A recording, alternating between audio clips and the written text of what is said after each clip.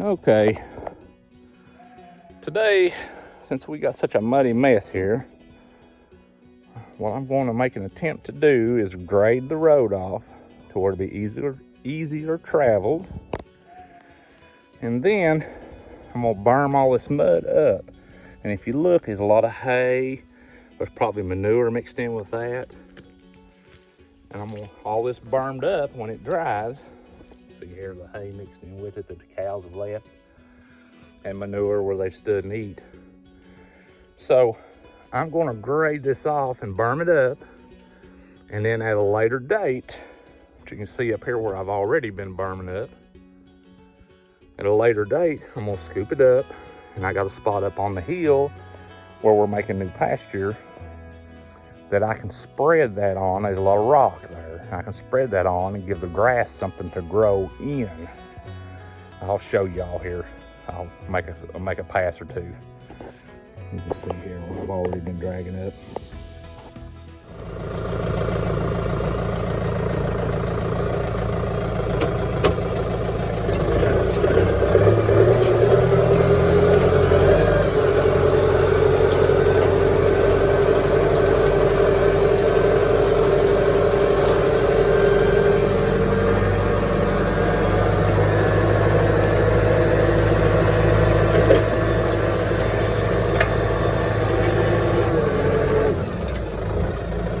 Hook the rock.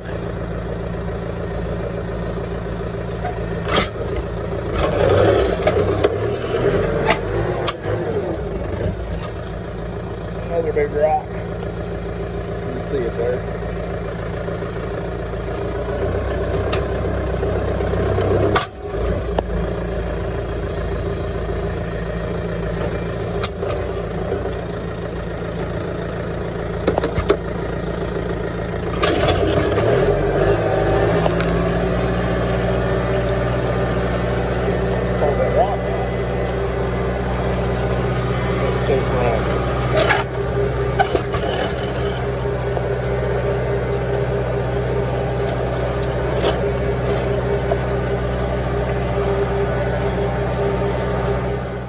Okay, I was talking about the rocky areas, and if you look at this, it don't look too bad.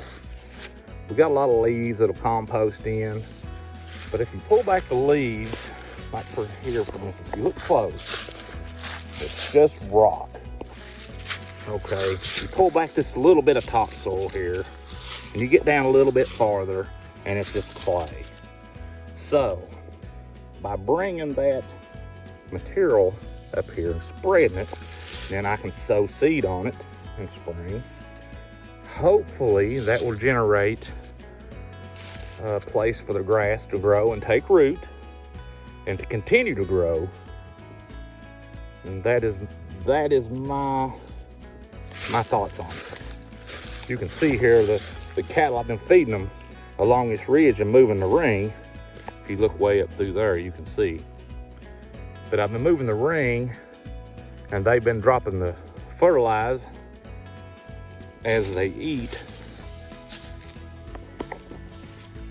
And okay, so this, when you live on a hill and your soil is a lot of clay, this right here is what you deal with, erosion. So my way of combating that is trying to get grass to growing, root systems to hold the dirt. And if you'll notice up through here, the spots of hay, what I'm doing there is, as I'm feeding, I'm moving that hay row. Every time I bring a new row up, which is about every 2 days, I move that row and the feeder, and I move it on up, and I move it on up. And what that does is they send to eat, and they trample the hay down that they don't eat. They drop the manure, they trample it down in the dirt, and then come springtime, that will make the soil richer for the grass to grow better.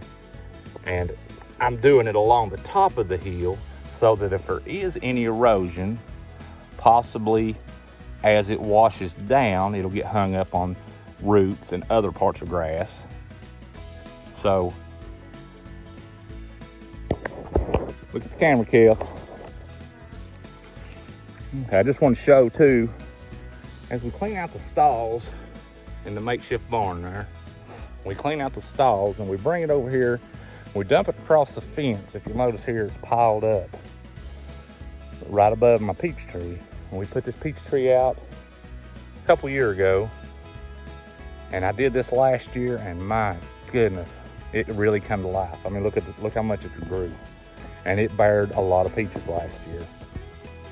I just wanted to share that. So when I clean out again this year, I'll put it over here behind the pear tree, and I'll probably put some over here behind the apple trees, and I'll probably put some more. I got some apple trees down there. I'll put some. It really brung them to life. A little manure, a little hay, compost.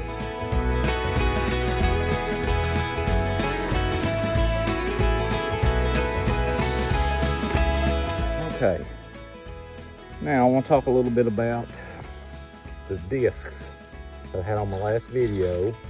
The purpose in buying the discs, in my mind, which I may be wrong, but in my mind, the soil here is hard, and I don't know if it's root bound. We got a lot of weeds I'm dealing with, and in my mind, if I turn the disc blade straight and I drag across this ground, I don't want to tear up too bad, but I want to slice. I want to make cuts down through there to where this stuff here can work down in the clay, because there's clay under this. Same problem I had over the hill. And that'll work down in that clay and give the root system of the grass a place to go. Because right now, everything just lays on top of that clay, and like I say, it gets root bound. There's not a lot of nutrients in the clay, but that's what I'm dealing with. So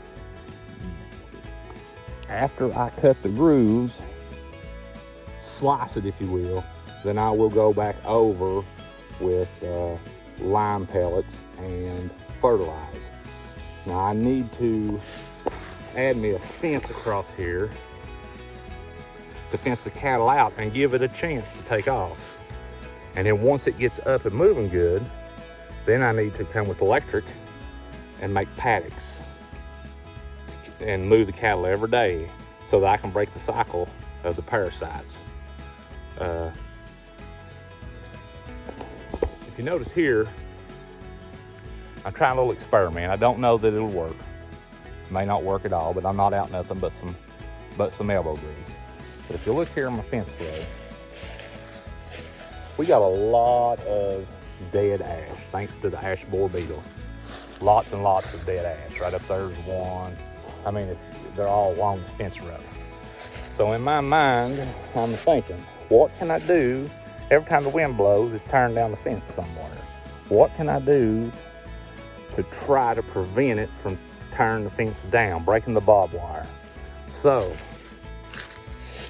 I got some stainless cable, just a aircraft maybe, I don't know what you call it, but it's just a stainless steel cable. And what I do is fasten it very tightly along the top strand.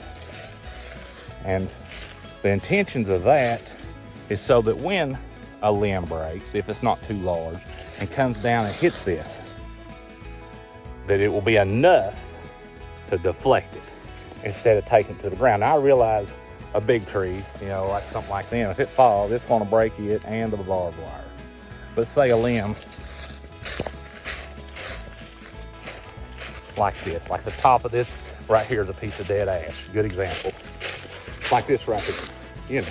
Say it come off of here. I actually cut this piece, but it come off of here. But say it was back here and it was to fall, there may be enough strength here to deflect it rather than tear all my fence down and then have a chance of the cows getting out. It may not work, but I'm trying, and I'll share it. If it does work, maybe somebody else could use it. If not, well, it's worth a shot.